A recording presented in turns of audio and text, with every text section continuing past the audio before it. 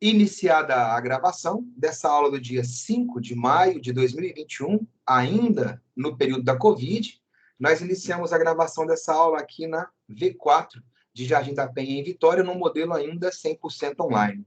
E o tema da nossa aula de hoje é a continuação do capítulo sobre as revoltas do período colonial e o processo de independência do Brasil.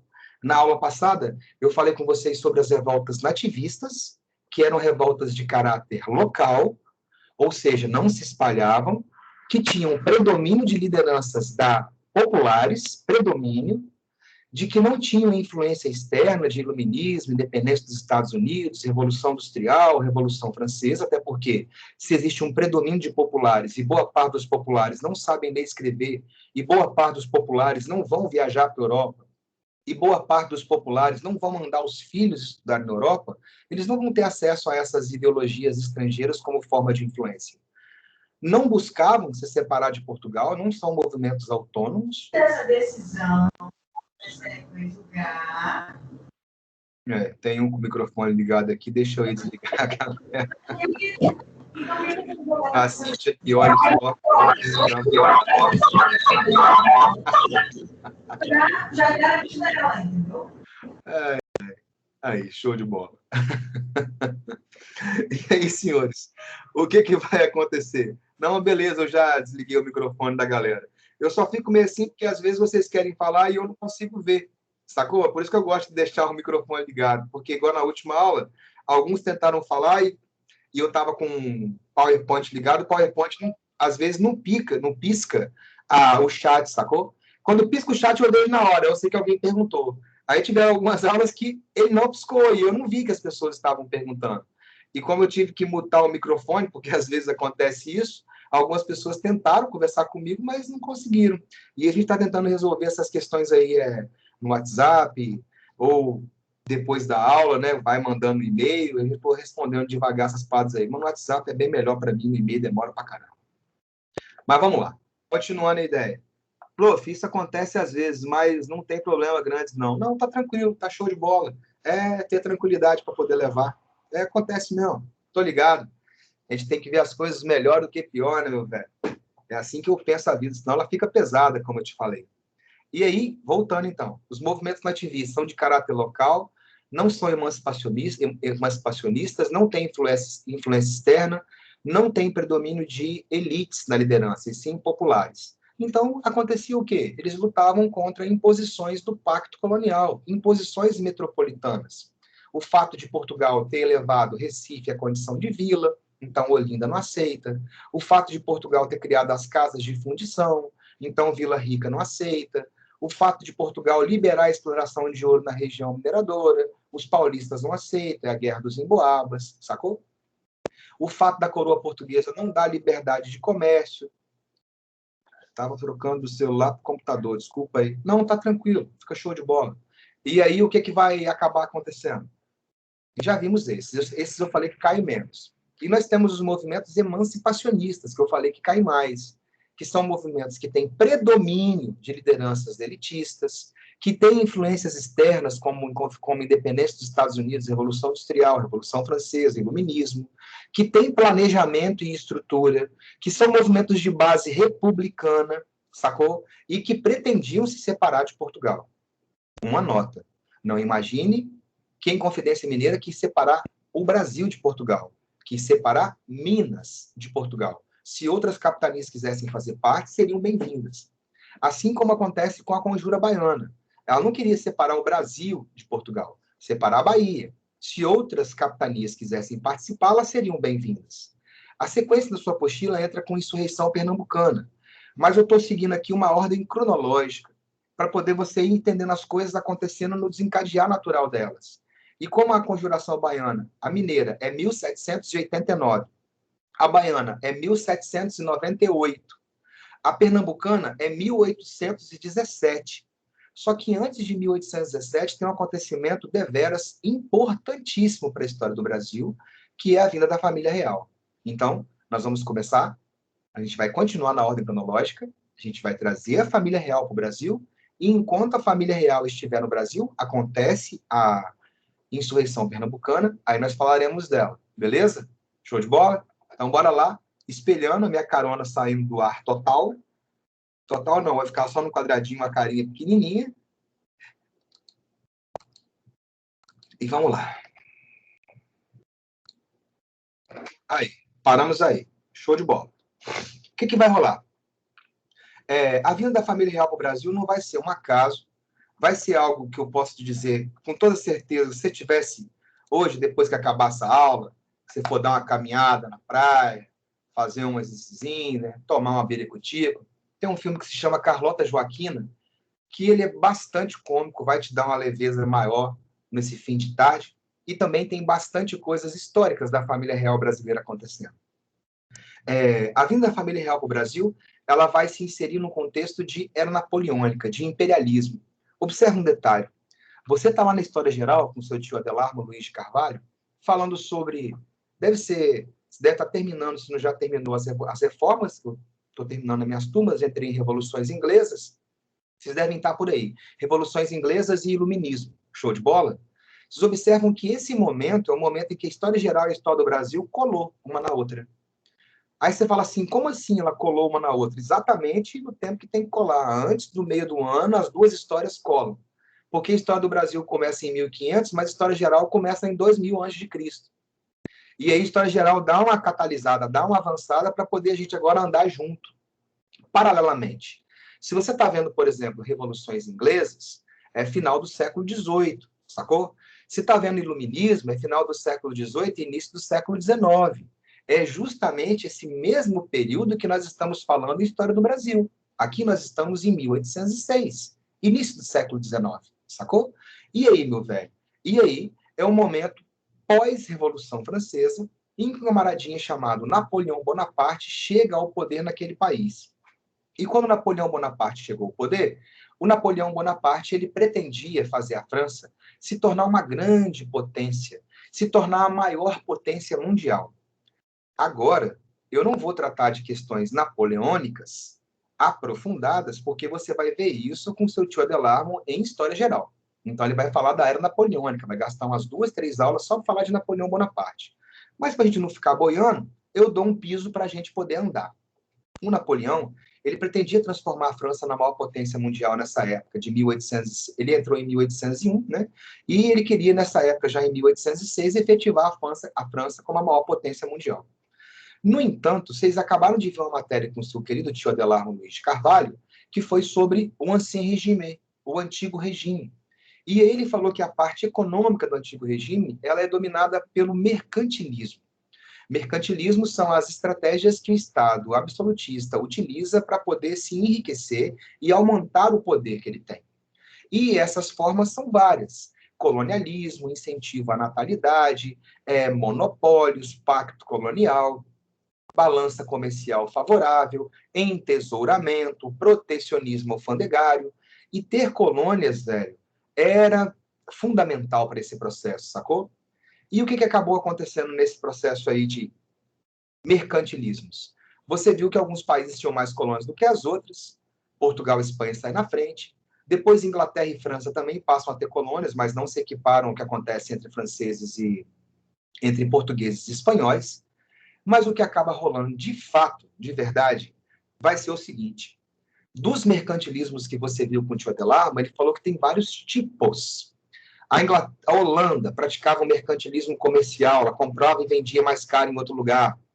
Portugal e Espanha praticavam um mercantilismo predominantemente bulionista ou metalista, baseado na exploração de metais e pedras preciosas. A França praticava o mercantilismo colbertista, que é o mercantilismo industrial de artigos de luxo, né? A Inglaterra praticava o mercantilismo industrial e também comercial, afinal de contas, não adianta eu só produzir o produto, eu vou ter que vendê-lo, mas era um produto voltado para gêneros populares, né? Têxteis, maquinofaturados, ferramentas, panelas. E a Alemanha, que não existia, que eram os estados germânicos, que alguns vão chamar de SIRG, Sacro Império Romano Germânico, que tinha um mercantilismo que poucos livros de história trazem, e ele é massa. É o mercantilismo camaralista. Camaralista. O que significa isso? Os alemães só compram aquilo que eles não tiverem a menor possibilidade de produzir. Então, tecido. Tem como produzir tecido? Ah, a gente não tem a tecnologia, a gente não tem um maquinário. Mas se a gente importar a tecnologia ou copiar a tecnologia, tem como produzir aqui? Tem, então a gente vai fazer. Ah, e coco? Não, coco não tem como, não vai ter como ter coco aqui, porque aqui é fria de clima tropical, então coco nós vamos ter que importar. Agora, tudo aquilo que tivesse a menor possibilidade dos germânicos produzirem, eles vão produzir, vão colocar barreira alfandegária, vão colocar incentivo à indústria nacional, vão dinamizar o mercado interno, porque se gera emprego e renda dentro do país, é o país que enriquece. Se gera emprego e renda do país, acumula capital dentro do país, favorece um próximo negócio. Se você compra tudo que é importado, se você depende dos países estrangeiros, não gera emprego nem renda aqui, o nosso dinheiro vai embora e não volta mais. A história mostra para a gente que os países que são grandes potências industriais no mundo hoje tiveram que, em momentos de dificuldade, incentivar os seus próprios negócios e proteger os seus próprios negócios de concorrências estrangeiras, de países que tinham uma economia muito mais avançada do que a deles. E aí eu vejo nos dias atuais algumas pessoas que são radicais demais da conta. Não, tem que ser liberal, tem que abrir mesmo, é isso e aquilo. E aí eu vou e fico bastante bolado. Né? Porque você imagina que seria a mesma coisa de você ter um pintinho, você imagina que você ganhou um pintinho, galinha, piu, piu, piu. E aí você coloca esse pintinho, meu velho, que acabou de nascer para poder competir com um galo numa rinha de galo, numa rinha de briga. Não vai dar. Vai ser uma bicada ou uma esporada e já era. Você tem que tomar conta dele. Você tem que criar ele, fortalecê-lo, incentivá-lo, treiná-lo, protegê-lo, para depois que ele estiver preparado, você soltar ele, sacou? Para ele poder ver qual é que é a capacidade dele. Agora não. Colocar um pintinho para poder lutar com o galo é fatal, velho. Sacou? E aí o que acabava acontecendo era que, na competição dessas indústrias, a da Inglaterra saía muito à frente. Saía muito à frente porque a Inglaterra seria o único galo desse momento. Ela foi o único país que fez a primeira etapa da Revolução Industrial, entre 1750 e 1760, até 1850, 1860. É o século britânico. Quando a França quis entrar para poder competir com a Inglaterra, mesmo apesar de todo esforço e incentivo do Napoleão Bonaparte, a França não conseguia ganhar da Inglaterra comercialmente. E então, o que o Napoleão faz? Já que não conseguimos dominar mercados que a Inglaterra domina, comercialmente, industrialmente, eu vou apelar, eu vou para porrada. Algo muito imperialista, sacou? Deveras imperialistas. Pô, mas os franceses vão apelar sim com a Inglaterra, como não conseguir ganhar no comércio, vai para porrada? A Inglaterra fez isso quantas vezes na vida? Olha na Primeira Guerra Mundial. A Inglaterra começou a perder negócios, passou a perder mercados para a Alemanha. Diante da negativa ou da impossibilidade de ganhar mercados que a Alemanha passou a dominar, a Inglaterra vai para o pau com a Alemanha, rapaz. Isso é imperialismo, sacou? E aí? E aí, já que eu não conseguia ganhar no comércio, eu vou ganhar na porrada. Só que quando partiram para a porrada, tínhamos dois problemas. A França, ela tinha o estilo terra. O jutsu dela era de terra. Ou seja, meu velho, quando aconteciam as batalhas em terra, a França tinha o maior, mais numeroso, mais bem treinado exército do mundo ocidental. Batalhas em terra, a França tinha uma chance gigantesca de ganhar. No entanto, a Inglaterra, que é ilha, tinha simplesmente a invencível armada. Então, quando as batalhas aconteciam na água, a Inglaterra que vai vencer em quase 100% das vezes. Eis a nulidade militar. Nulidade. Por que nulo? Porque como a Inglaterra é ilha, eu vou ter para invadir a Inglaterra, entrar na água. E se eu entro na água, eu entro na parte que ela é mais forte, que é a marinha. Eu perco, eu estou ferrado. Ué, então eu vou fazer o quê? Então, diante da impossibilidade de invadir ou de vencer a Inglaterra comercialmente ou militarmente, o Napoleão Bonaparte tem uma ideia extraordinária. E qual que é a ideia dele? Bloqueio continental, também chamado de Tratado de Berlim. Na verdade, o nome é Tratado de Berlim, mas ele ficou conhecido na história como bloqueio continental porque é isso que ele faz. Simplesmente, a França vai impedir todos os países da Europa e suas respectivas colônias de comprar ou vender para a Inglaterra. Países europeus e colônias que comprassem ou vendessem para a Inglaterra foram ameaçados de terem seus territórios invadidos e seus governos substituídos por aqueles que o Napoleão Bonaparte indicasse. Onde? Mas isso é uma ofensa à soberania nacional dos demais países, não é não? É. E, de novo, eu lembro daquele ditado: manda quem pode, obedece quem tem juízo. Eu estou falando que você e suas colônias não pode comprar e não pode vender para a Inglaterra. E se você furar o bloqueio e comprar ou vender para a Inglaterra, eu vou invadir seu território, meu chapa. E eu vou trocar o seu governante por um outro. E quase sempre eu coloco um parente meu. E aí? E aí, tá feito. A ideia é ótima porque, apesar de ser, claro, meu velho, totalmente autoritária. Mas quantas vezes isso também aconteceu? Quantas vezes? Vou adiantar um pouquinho no tempo. Lembra em 1845, Bill Aberdeen, a Inglaterra decretava o fim do tráfico negreiro em escala planetária. Qualquer país que comercializasse escravos teria a embarcação aprisionada para a coroa britânica, a tripulação seria fuzilada ou enforcada e a carga retornaria para a África. País mais prejudicado? Brasil, que mais fazia o tráfico. Tanto é que 5 anos depois ele fez a lei Eusébio de Queiroz para acabar com o tráfico. A Inglaterra já tinha acabado 5 anos antes.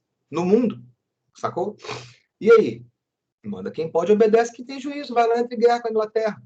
Entre guerra com Napoleão. Sacou? E aí, velho? É a lei do mais forte. É a lei do mais forte mesmo.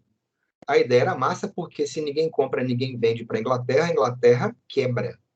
E enquanto a Inglaterra está quebrando, todos os países iriam comprar e vender para quem?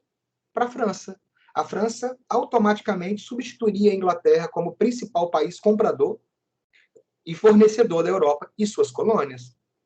A ideia é ótima, só que aí eu lembro de mais um ditado popular. Você já viu aquele ditado que fala assim: aí, meu irmão, aquela lá é areia demais para o seu caminhãozinho. Ou as meninas, o contrário. Não sei se as meninas falam isso com as outras meninas, mas é muito comum os meninos. O menino tá lá de olho na guria, de olho na mulher, e aí já tem aqueles concorrentes que querem colocar o cara para baixo, né? Para poder diminuir a concorrência, já fala assim: ei, meu chapa, aquilo ali é areia demais para o seu caminhão, rapaz. Aí já tem uma resposta pronta, né? Problema não. Eu dou mais de uma viagem. Problema não, eu dou 2, 3, 10 viagens, mas que eu busco aquela areia, eu busco. Pois é, mas na vida real é isso mesmo. É areia demais para o caminhão da França. A França não conseguia comprar a mesma quantidade de matéria-prima que a Inglaterra comprava da Europa e das colônias. Começa a sobrar matéria-prima na Europa e colônias. E a França não conseguia produzir a mesma quantidade de industrializados que a Inglaterra produzia. Passa a faltar maquinofaturados na Europa e colônias. As economias dos países passam a ficar estranguladas. Eu produzo, mas não exporto. Eu não tenho grana. E eu não tenho nem o que comprar, sacou? E aí o que acaba acontecendo é que 2 países vão furar o bloqueio. A Rússia, que os senhores vão ver de forma específica com o tio Adelarmo, a Rússia chegou a anunciar para o Napoleão: ó, se você não comprar a nossa safra de trigo, centeio e cevada, nós vamos vender para a Inglaterra. Como a França nem tinha condição de comprar a quantidade imensa de grãos que a Rússia produzia, o czar vendeu para a Inglaterra, até porque rei da Inglaterra e o czar russo são parentes, sacou? E aí, velho? E aí a Rússia furou o bloqueio, Napoleão mandou 600 mil soldados, e aí o resto da história você vai ver com Napoleão. Os russos adotaram a tática da terra arrasada, contaram com um rigoroso inverno e causaram uma flagorosa derrota do exército Napoleão. Dos 600 mil, pouco mais de 30 mil voltam a Paris. Mas o nosso caso é Portugal. Portugal, na época, em 1806, fez um acordo com a Inglaterra. Ó, não, com a França. Não, pode deixar. Eu vou seguir o bloqueio continental, não vou comprar nem vender para a Inglaterra. Tá doido? Você me invadir? Então deixar que nós somos show de bola, nós somos parentes, nós somos de boa. Beleza. E aí? Só que Portugal era o país que mais devia para a Inglaterra no mundo. Portugal era o país que mais dependia da Inglaterra naquele momento. E Portugal vai ser literalmente obrigado, pressionado, a assinar um tratado, que foi a Convenção Secreta, que o próprio nome já fala, onde Portugal deixaria os produtos ingleses entrarem de forma clandestina pelos portos portugueses para serem revendidos no resto da Europa.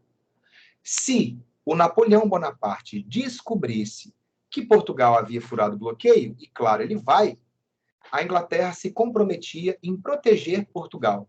Proteger Portugal significa simplesmente pegar o rei e a família real e trazer para o Brasil e defendê-los aqui. Não é defender Portugal.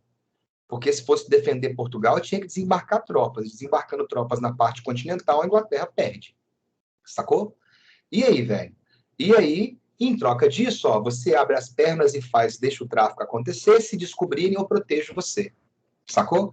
Em troca dessa proteção, eu trago o rei para o Brasil. Portugal me entrega a sua marinha. Portugal me entrega a Ilha da Madeira, a terra do Cristiano Ronaldo, que era uma ilha mais destacada na costa africana, na costa norte africana, e entrega Santa Catarina como uma área de livre comércio. Os ingleses podiam chegar em Santa Catarina com os produtos e não pagar nada. Mas por que em Santa Catarina? Os ingleses são foda na ideia. De Santa Catarina, com zero de imposto, eles usariam Santa Catarina como entreposto para poder abastecer a região platina. Uruguai, Paraguai, Argentina e tudo mais. Sacou? Só ideia massa. E aí? E aí Portugal topou, teve que topar.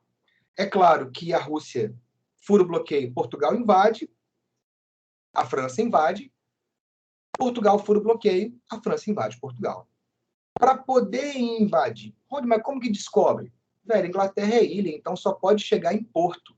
Se eu tiver um espião no Porto, eu já sei qual é que é. E outra coisa, depois de um tempão sem aparecer produto inglês na Europa, começa a aparecer aqui e acolá, eu sei que alguém furou, eu sei que alguém vazou. E eu vou descobrir, pô. Descobriu e invade Portugal.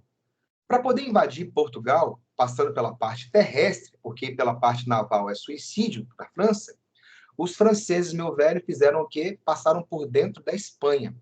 Para passar por dentro da Espanha, fizeram um acordo com a Espanha, que está aí, ó, Tratado de Fontainebleau. Por esse Tratado de Fontainebleau, as tropas francesas passariam por dentro da Espanha para poder invadir Portugal. Em troca, Portugal seria dividido em áreas de influência. Dividido em áreas de influência francesa e espanhola. Bem, esse é o acordo inicial. O desfecho dele também você vê com o seu tio Adelardo, em história geral. Aí você fala assim, por quê? Mas se você não ficar viajando, só para dar a palhinha, porque o Adelardo que vai ver isso, depois que invadiu Portugal, tomou Portugal, no retorno as tropas francesas derrubaram o rei da Espanha e tomou a Espanha também. Tanto é que a França colocou o Napoleão Bonaparte, colocou o irmão dele, o Joseph Bonaparte, o José Bonaparte, para governar Portugal e Espanha. Só para você ter uma leve ideia. E aí? Mas aí, com a invasão francesa a Portugal, os portugueses vêm com a família real para o Brasil. Mais ou menos entre 15 e 16 mil pessoas saíram de lá para cá. Show de bola? E aí, velho? E aí, período joanino. Porque quem vai estar governando nesse momento da vinda da família real para cá é o Dom João. E período da inversão, porque simplesmente se inverteu os polos de domínio. Antes, a sede que mandava e determinava ficava em Lisboa, Portugal, e mandava no Brasil, colônia. Como a família real vem para cá, a sede passou a ser o Brasil. Então, as ordens passam a sair daqui para lá. Se inverteu. Daí, período da inversão. Só um detalhe sobre o nome do João, período joanino. Vocês viram no capítulo anterior o processo de expansão territorial e fixação de limites. Show de bola? E aí, no final daquele capítulo, eu estava falando com vocês sobre o período pombalino, que foi de 1750 a 1777, durante o governo do Dom José, que era um monarca português que era meio esclerosado.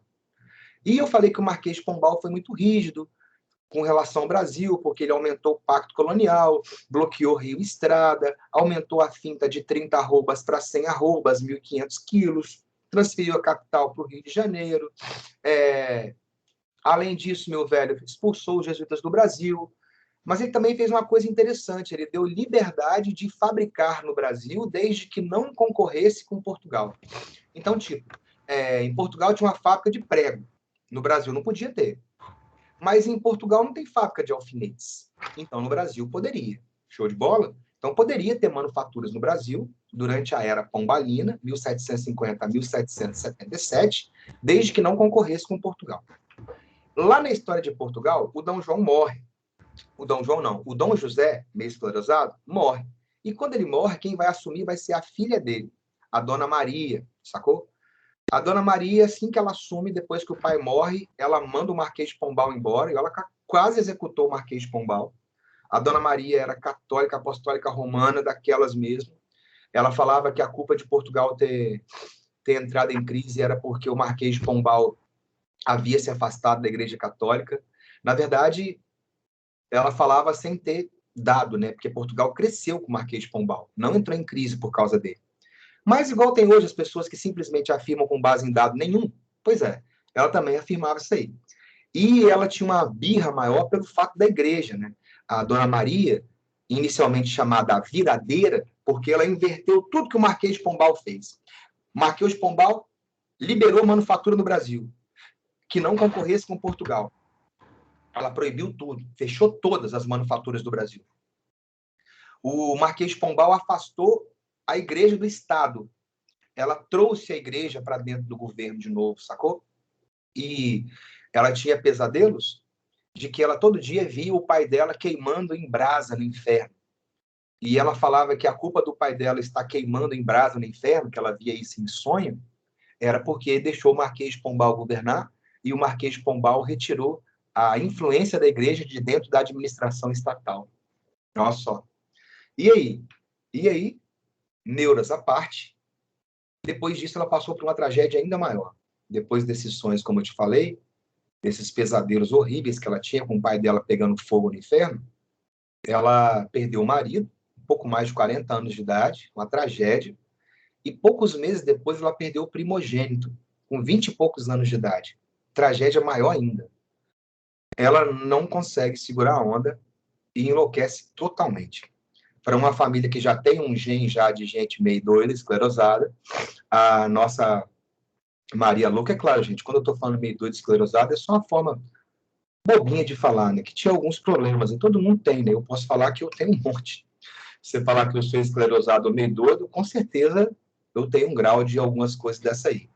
Mas a Dona Maria, o grau dela era um grau que impossibilitava ela realmente de governar. Como o pai dela era impossibilitado de governar, ela também ficou depois que perdeu o pai e o marido.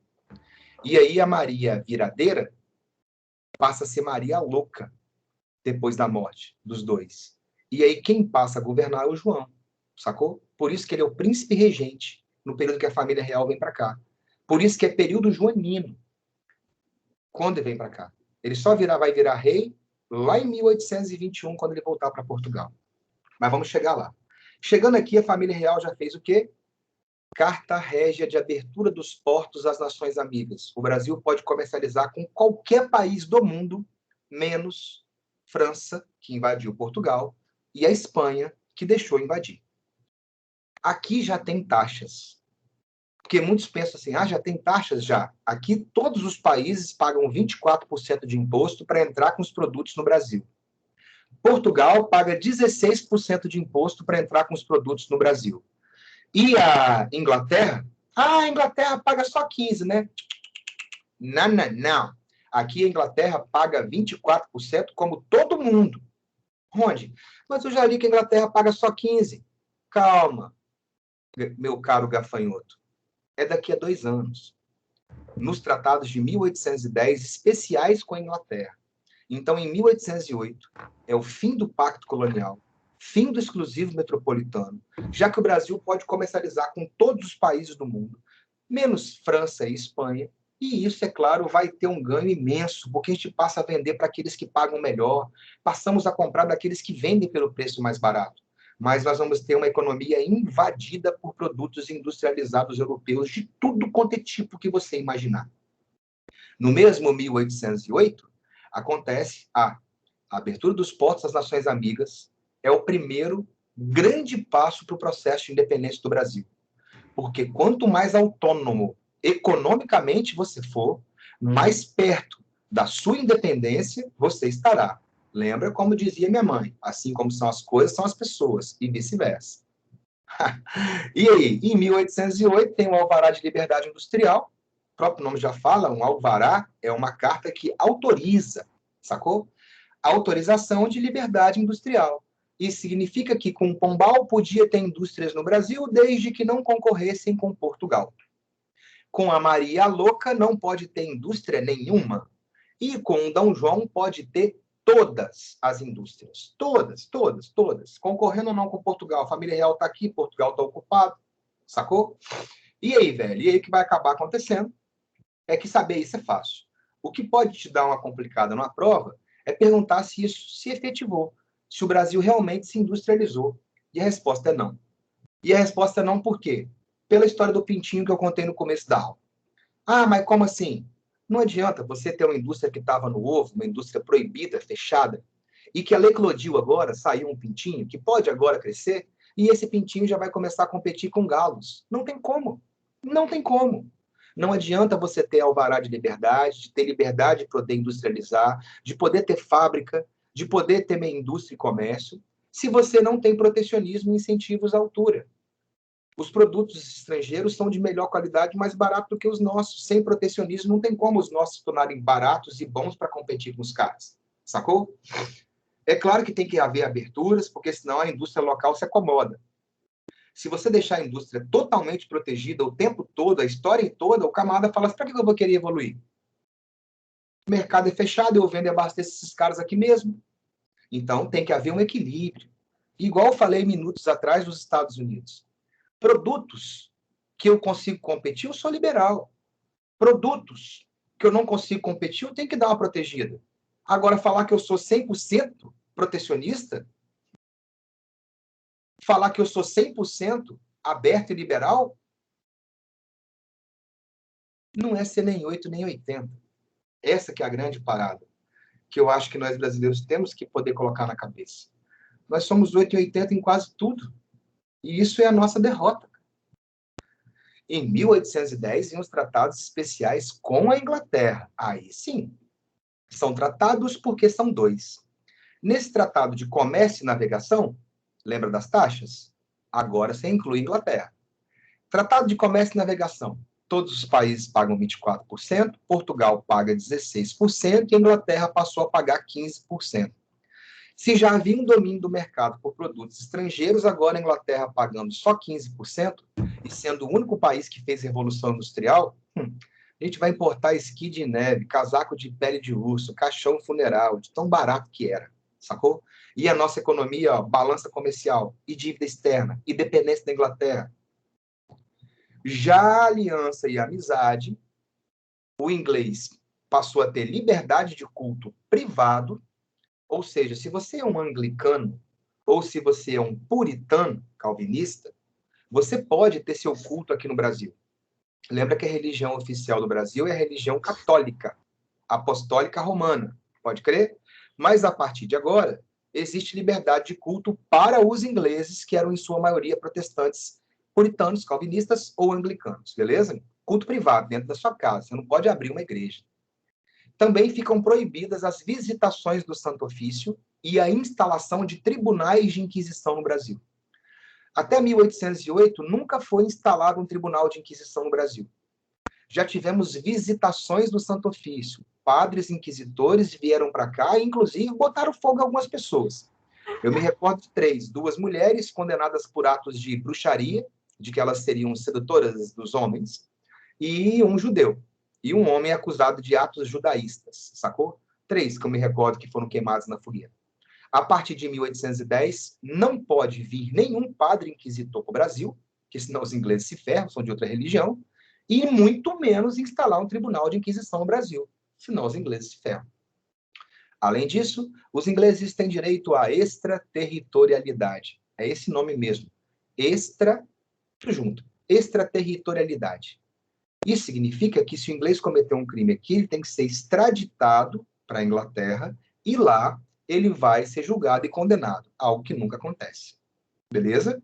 Então, tratado de 1810, a Inglaterra paga 15%, Portugal 16%, os outros países 24%, aliança e amizade, a Inglaterra tem extraterritorialidade, liberdade de culto privado e proibição de tribunais de inquisição no Brasil. E o Dom João? Sim, pode falar.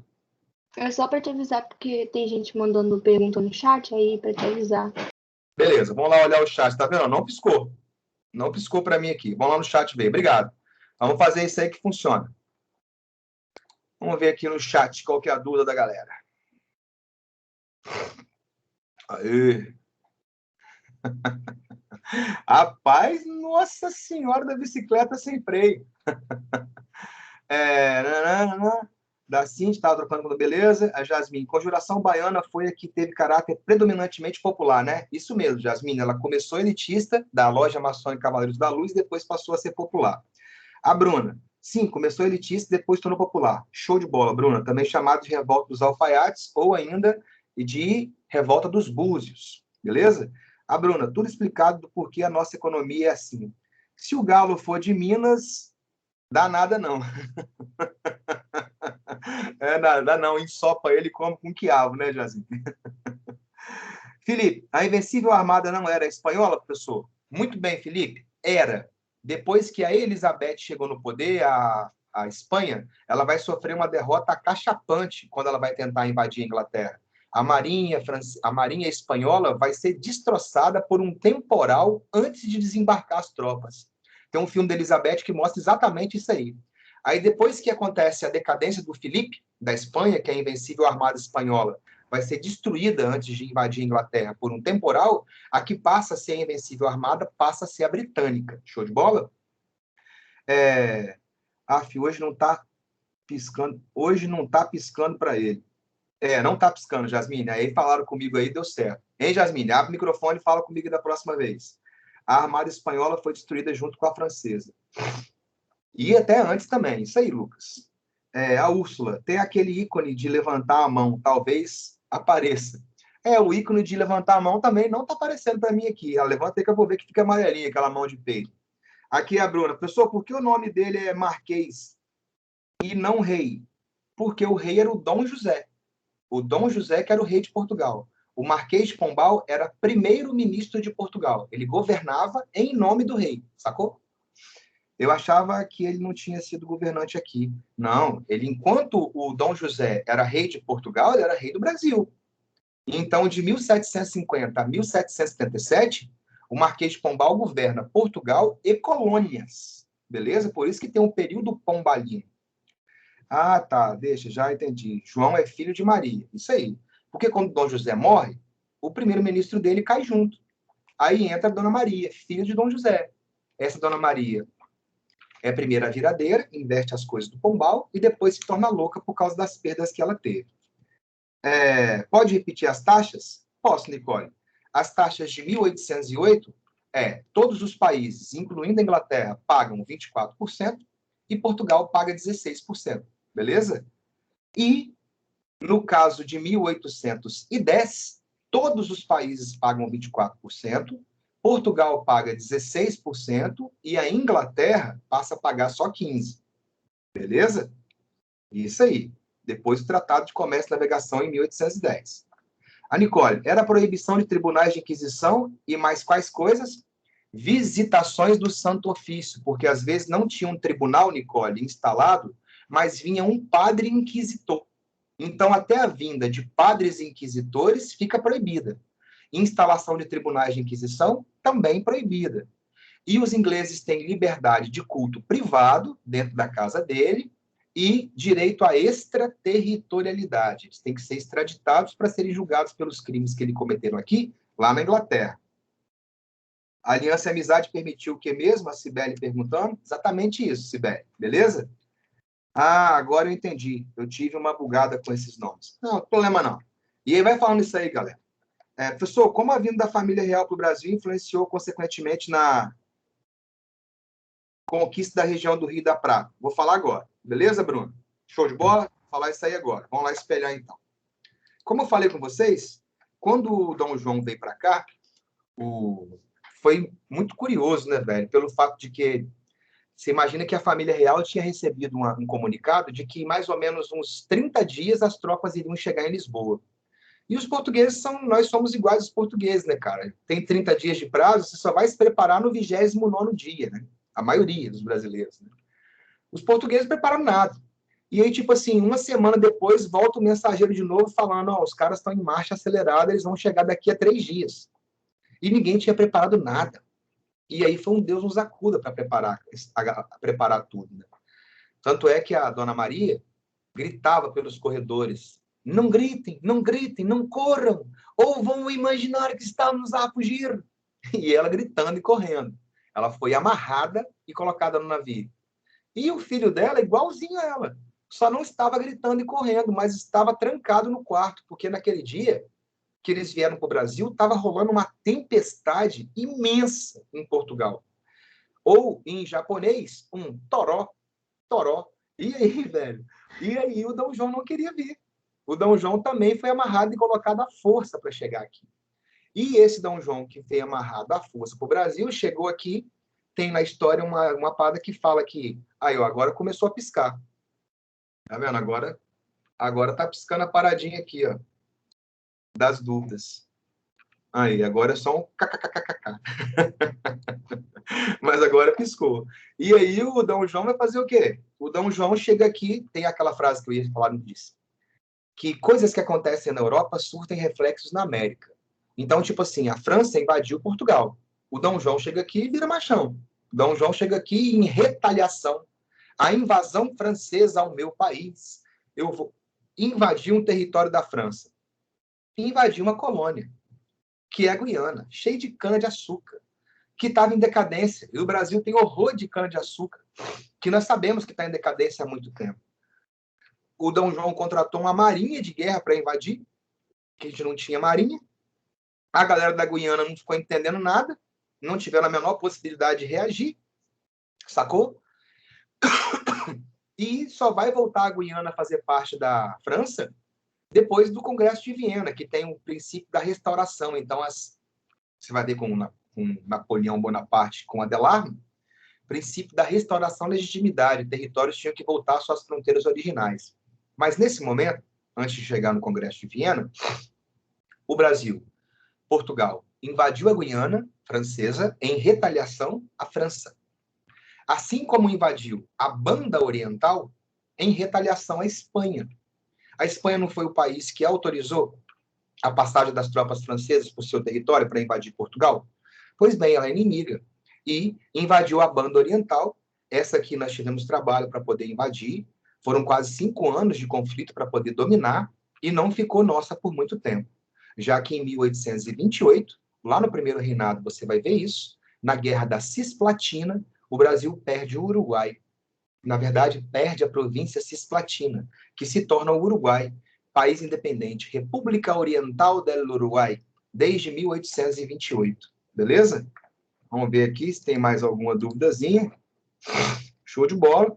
Beleza, agora deu para poder fluir. E, Rondinelli, na política interna?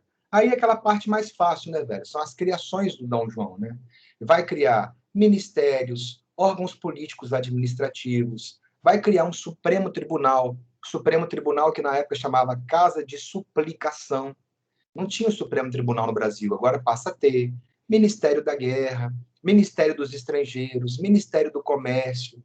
Economicamente, o Brasil passa a ter um banco, que até então não tinha, só tinha bancos ingleses. Agora tem um Banco do Brasil, criado em 1808. Criou a Casa da Moeda, que é um órgão que passa a produzir o numerário, né, o dinheiro que vai circular dentro do país.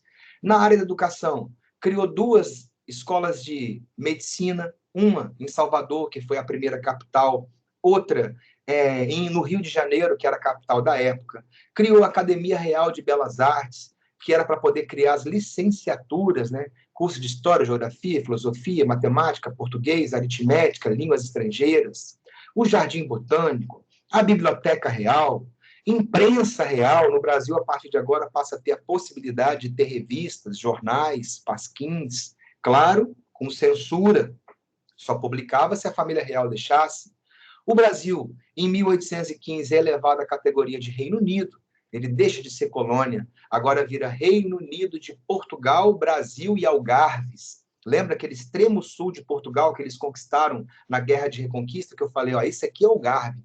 É a última região que Portugal conquistou do seu território. É o extremo sul de Portugal. É o que é o Reino Unido de Brasil, de Portugal, Brasil e Algarves. E aí, ó, urbanizou o Rio de Janeiro, calçou, iluminou, construção de órgãos administrativos, Casa da Moeda, Supremo Tribunal, Banco do Brasil, Biblioteca Nacional, Jardim Botânico, Academia de Belas Artes, Imprensa Real, Escola Médico-Cirúrgica, Ministério da Marinha, Ministério da Guerra, Ministério dos Estrangeiros, Reino Unido. O Brasil, com certeza, evoluiu muito nesse processo com a vinda da família real. E isso é fundamental para o processo de independência do Brasil. Nós somos o único país onde a sede se transfere para a colônia. E isso faz com que as pessoas da colônia tenham um sentimento de potência, mesmo que for irrisório, mesmo que ele for imaginário. Agora nós somos o forte, agora nós somos a sede, agora a família real está aqui. Você tem aquela ideia de achar massa, sacou? Tipo assim, agora eu sou forte, agora eu estou ganhando. Quase igual está acontecendo com os flamenguistas nesse momento. É um time de potência, é o time que tem a maior arrecadação no país, todo mundo está aplicando capital só nele. Igual eu estava falando aqui para os caras aqui, do Campeonato Carioca, junta todos os times, não tem os mesmos investimentos e patrocínios que o Flamengo sozinho tem. Sacou? Vai jogar contra quem? Vai jogar contra ninguém, pode entregar o troféu para a galera. E aí, você torcer para esse time ter o sentimento que você está ganhando, que agora você é a força, você é o que pode, você é o que manda. É um sentimento de potência. E esse sentimento de potência é um sentimento que boa parte da população brasileira terá com a vinda da família real para cá. Cria um sentimento de unidade, de pertencimento. Show de bola? E na nossa próxima aula, a gente começa com as revoluções no Pernambuco. Beleza? Senhores, espero que tenham gostado da aula. Não lembro como é. Tá show de bola. Bom recreio para vocês. E até amanhã. É até amanhã, né? Eu acho que amanhã a gente tem uma aulinha. Até amanhã. Amanhã a gente termina esse capítulo. Beijo para vocês. Tchau. Valeu, André. Valeu, Jasmine. Show de bola.